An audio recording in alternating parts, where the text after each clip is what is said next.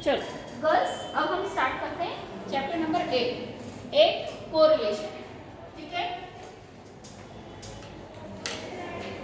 अब हमारे पास जो वेरिएबल्स हैं है ना, उनका रिलेशन क्या है आपस में, उनका कोरिलेशन है ना, मतलब सहसंबंध।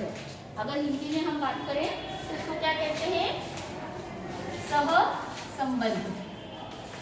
ठीक है, मतलब आपस में वेरिएबल्स का क्या रिलेशन है, पॉजिटिव है, नेगेटिव है ना, ये सारी चीजें आपको किसमें देखने को मिलेगी, कोरिलेशन के चैप्टर में।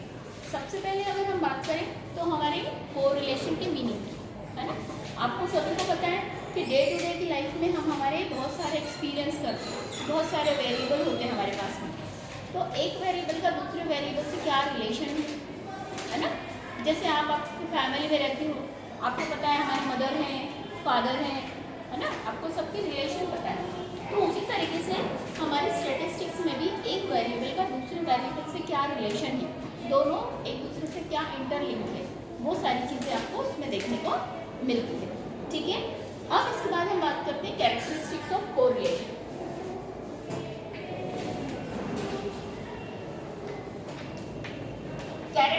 कैरेक्टरिस्टिक्स यानी विशेषताएं। ठीक है, अब इसकी विशेषताएं क्या क्या है, सबसे पहले तो कोरिलेशन कैसा होता है, क्वांटिटेटिव होता है, क्वांटिटेटिव। ठीक है, क्वांटिटेटिव का मतलब क्या हुआ, संख्यात्मक है ना, मतलब इसको व्यक्त करने का तरीका क्या होता है, संख्यात्मक होता है ना, संख्याओं में हम इसको डिफाइन कर सकते हैं, मतलब नंबर्स में, 1 2 3 4 है ना, 1 2 3 4, तो ये हमारा सबसे पहले क्या होगा, क्वांटिटेटिव। ठीक है, देन सेकंड पार्ट है आप लोगों का कोएफिशिएंट रिलेशन, जो है वो कैसा होता है, या तो पॉजिटिव होगा या नेगेटिव होगा। ठीक है, या तो ये होगा पॉजिटिव और नेगेटिव, मतलब क्या होगा, या तो धनात्मक होगा या तो फिर कैसा होगा, ऋणात्मक, धनात्मक या ऋणात्मक है ना। मतलब हमारे जो कोरिलेशन के जो वेरिएबल्स होंगे, ठीक है, या तो पॉजिटिव होंगे या तो नेगेटिव। पॉजिटिव को हम किससे साइन से डिफाइन करते हैं, प्लस है ना, पॉजिटिव को किससे डिफाइन करेंगे, प्लस से, और नेगेटिव को माइनस। सबको पता है, तो ये क्या होगा, या तो पॉजिटिव तो नेगेटिव।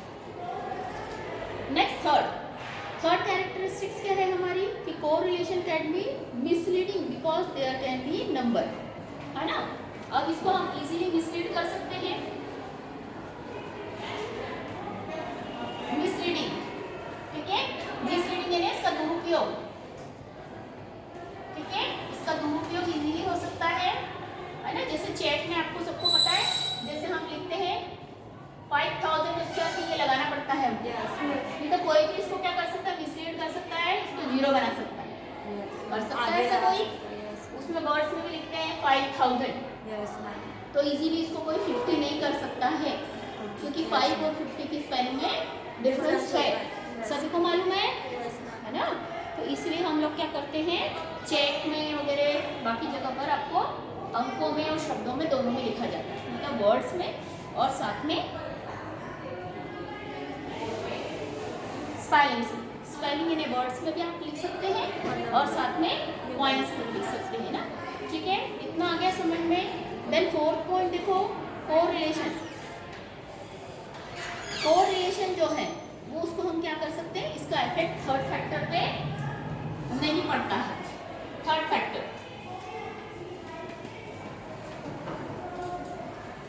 फैक्टर यानी बाहरी तत्व, इसका प्रभाव बाहरी तत्वों पे नहीं पड़ता है ना। तो बाहरी तत्वों का इससे कोई प्रभाव पड़ेगा क्या, संख्याएं हैं, संख्याओं पे कोई फर्क नहीं पड़ेगा। ठीक है, अब पांचवा और लास्ट पॉइंट है फोरकास्टिंग। फोरकास्टिंग सबको पता है क्या होता है, फोरकास्टिंग। फोरकास्टिंग का मतलब होता है पूर्वानुमान।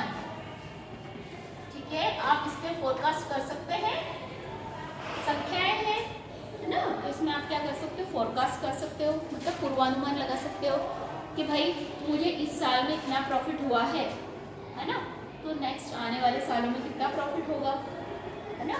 या इस साल मुझे लॉस हुआ है तो आगे आने वाले सालों में मैं क्या कर सकता हूँ जिससे मेरा लॉस को मैं प्रॉफिट में कन्वर्ट करूँ। ठीक है, यहाँ तक सबको समझ में आ गया। चलो अब हम आगे बढ़ते हैं, इम्पोर्टेंस ऑफ कोरिलेशन। अब कोरिलेशन का इम्पोर्टेंस, इम्पोर्टेंस ऑफ कोरिलेशन। ठीक है, इसमें सबसे पहला पॉइंट, फर्स्ट पॉइंट है हमारा study of relation between the variables. Study है कि small study, study of small variables, नहीं बिटवीन द वेरिएबल्स,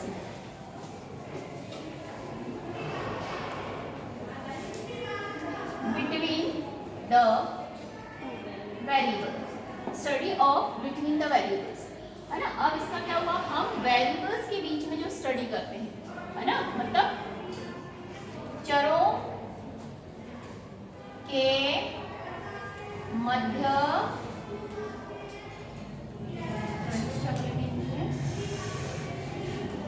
ज्ञान, मतलब चरों के मध्य ज्ञान हम देखेंगे, उसकी स्टडी करेंगे। ठीक है, कि हमारे चरों के मध्य में कितना हम उसकी स्टडी कर सकते हैं, मतलब वेरिएबल, अगर हमारा पॉजिटिव वेरिएबल है और अगर नेगेटिव वेरिएबल है तो कितना पॉजिटिव जा रहा है कितना नेगेटिव, उसकी हमको स्टडी करने को मिल जाएगी। देन सेकेंड पॉइंट है हमारा लॉज, है ना। अब लॉज यानी क्या होते हैं, नियम, है ना। तो हमारे सहसंबंध में कोरिलेशन के भी कुछ नियम है ना। हर एक चीज़ के नियम होते हैं, हम घर में रहते हो घर के भी नियम होते हैं, स्कूल आते हो स्कूल के भी कुछ रूल्स रेगुलेशन मानने पड़ते हैं कि नहीं, है ना। तो उसी तरीके से हमारे इसके भी कुछ लॉज दिए हुए हैं। ठीक है, तो इन लॉज के अकॉर्डिंगली हमारा काम कर सकता है, इजी हो जाता है। फिर है हमारा पॉलिसी मेकिंग। ठीक है, next third point, policy making. Policy making यानी पॉलिसी को हिंदी में क्या बोलते हैं, योजना, योजना बनाना, है ना। इस कोरिलेशन से हमको जो डेटा मिलेगा उससे हम नई नई योजनाएं बना सकते हैं, है ना, क्योंकि हमको आगे आने वाले फ्यूचर में हमको क्या क्या चीज़ें बनानी है, हम इस पॉलिसी मेकिंग की स्टडी से हम इजीली क्या कर सकते हैं, प्रिपेयर कर सकते हैं। ठीक है, देन नेक्स्ट पॉइंट है फोर्थ है हेल्पफुल इन बिजनेस, है ना। अब देखो हेल्पफुल इन बिजनेस, है ना, व्यापार में सहायक।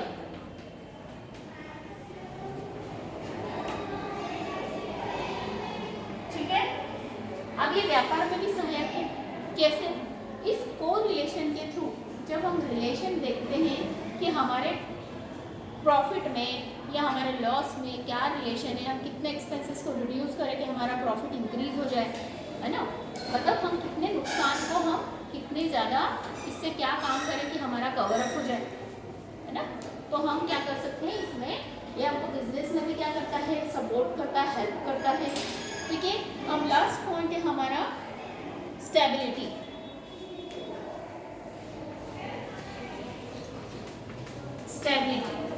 स्टेबिलिटी यानी स्थायित्व।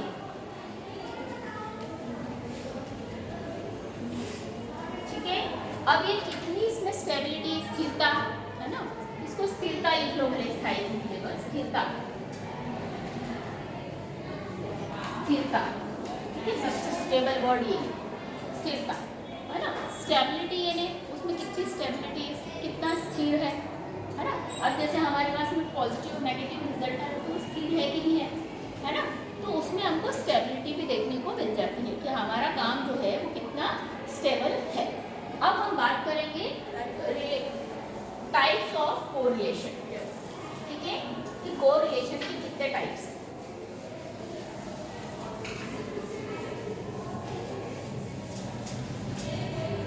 ठीक, अब हम बात करेंगे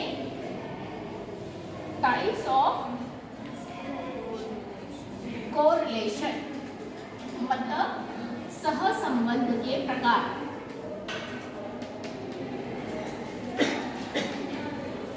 ना अब सहसंबंध के हमारे कितने प्रकार हैं। सबसे पहले अगर हम बात करें तो पॉजिटिव एंड नेगेटिव कोरिलेशन, है ना, positive and negative correlation.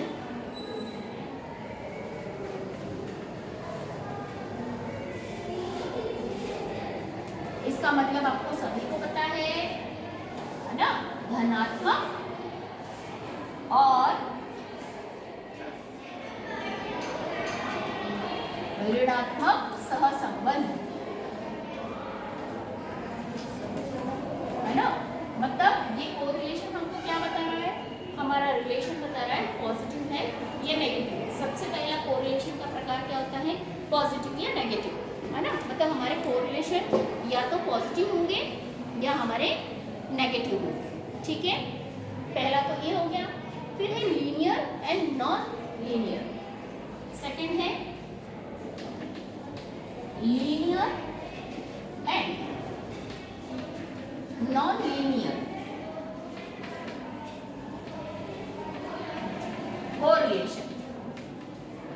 Linear या नॉन लीनियर कोरिलेशन, है ना, जब भी हमारा चेंज होगा एक वेरिएबल से दूसरे वेरिएबल, है ना, मतलब हमारा एक वेरिएबल से जब भी दूसरा वेरिएबल चेंज होगा तो हम उसको क्या कहेंगे, लीनियर वेरिएबल, है ना। और जिसमें कोई चेंज नहीं होगा वो क्या कहलाएगा, नॉन लीनियर कोरिलेशन, ठीक है। मतलब एक में हमारा चेंजेस हो रहा है और एक में हमारा कोरिलेशन का कोई चेंजेस नहीं हो रहा है, ठीक है। तो वो क्या कहलाएगा, हमारा कोरिलेशन। ये हिंदी का वो देखना पड़ता है ना। इसका है रेखीय, इसको हिंदी में कहेंगे रेखीय या अरेखीय सहसंबंध, ठीक है। इसको हम रेखीय सहसंबंध कहेंगे या अरेखीय सहसंबंध इसको हम कहेंगे। इसके बाद लास्ट टाइप है हमारा थर्ड। लास्ट कौन सा बचा है हमारा, लास्ट है simple, partial and multiple. Simple, simple की स्पेलिंग सही है, हाँ सही है। Simple, partial and multiple partial, नहीं मल्टीपल कोरिलेशन, ठीक है। अब इसको हम क्या कहेंगे, अगर हिंदी में कहें तो ये हमारा कहलाएगा सरल आंशिक बहुगुणी सहसंबंध। सरल, है ना, सिंपल इन्हें आपको सबको पता है सरल होता है ये, पार्शियल इन्हें आंशिक और बहुगुणी, बहुगुणी, बहुगुणी मतलब जिसमें बहुत सारे गुण, ठीक है, सहसंबंध, ठीक है। सबसे पहला तो सिंपल कोरिलेशन है। सिंपल इन्हें बिल्कुल सरल होता है, जिसमें हमको इजीली हम पॉजिटिव नेगेटिव देख करके हम इजीली उसको बता सकते हैं कि कोरिलेशन कैसा है। फिर ये आंशिक, यानी आपको थोड़ा थोड़ा समझ में आता है कि हाँ ये कोरिलेशन है, और थोड़ा थोड़ा हमको नहीं समझ में आता है, मतलब ये आंशिक रूप से हमको कोरिलेशन दिखाता है, ठीक। और बहुगुणी है, उसमें बहुत सारे आपको गुण देखने को मिलते हैं कि हमारा कोरिलेशन जो है कितने सारे गुणों से। जैसे एक आपने डायग्राम बना लिया, उसमें आपने बच्चों के स्ट्रीम्स, है ना, बच्चों की स्ट्रीम्स हैं, लाइक वो साइंस स्ट्रीम का है या आपके आर्ट्स स्ट्रीम का है, कॉमर्स स्ट्रीम का है, ठीक है। उसमें आपने उस डायग्राम में उसकी एज भी देख ली, ठीक है। एज के बाद में हमने हाइट भी देख ली उसमें, ठीक है, और उनके परसेंटेज भी देख लिए। तो ये कैसा हो गया कोरिलेशन, बहुगुणी, है ना, जिसमें हमने आंशिक रूप से थोड़े बहुत ही लिए, ठीक है, तो वो आंशिक रूप से कहलाएगा। और सरल, जिसमें हम इजीली सरलता से सारी चीजें इसमें इंक्लूड कर सकते हैं, ठीक है। तो ये तो हो गया आपका कोरिलेशन, ठीक। कोरिलेशन के टाइप्स ऑफ कोरिलेशन, ठीक है। अब इसके बाद हम बात करेंगे नेक्स्ट टॉपिक, हमारा next is degree of correlation, ठीक है, डिग्री ऑफ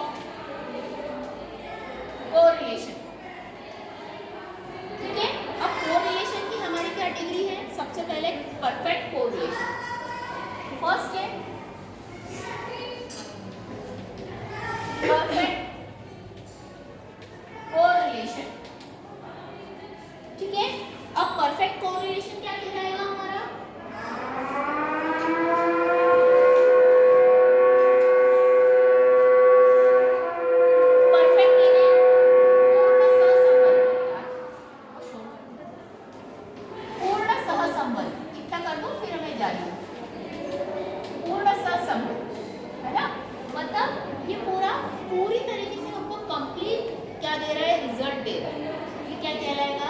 कंप्लीट या परफेक्ट सहसंबंध, ठीक है।